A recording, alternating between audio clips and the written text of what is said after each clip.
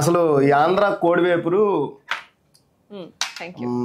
ఎవరికి మీరు అంకితం ఇద్దాం అనుకుంటున్నారు? అసలు ఏ కంటెస్టెంట్ కి మీరు ఈ ఆంధ్ర కోడివేపుడు ఇద్దాం అనుకుంటున్నారు? ఆంధ్ర కోడివేపుడు అంటే chicken and also like fry కదా, పృథ్వీకి ఇద్దాం. పృథ్వీ చికెన్ మటన్ లేకపోతే అసలు తినలేడు వాడు, సో వాడికి ఇవ్వచ్చు. అక్క హౌస్ లో మీ జర్నీ ఎలా ఉంది అక్క? నైస్.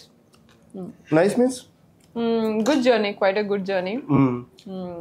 బాగుండే, అన్ని mix of emotions and different situations.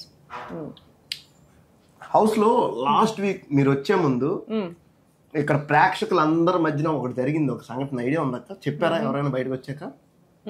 అంటే ఏంటి?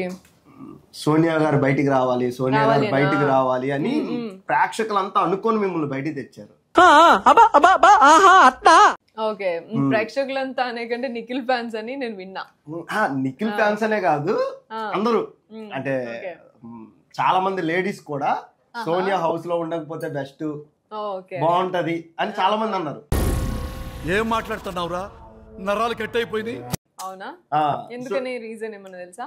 అంటే డబుల్ గేమ్ సోనియా ఆడుతుంది అని జనాల్లో ఇది, అంటే ఒకవైపు ఒకలా ఇంకో వైపు ఇంకోలా, పెద్దోడు చిన్నోడు పెట్టుకుని డబుల్ గేమ్ ఆడుతుంది సోనియా.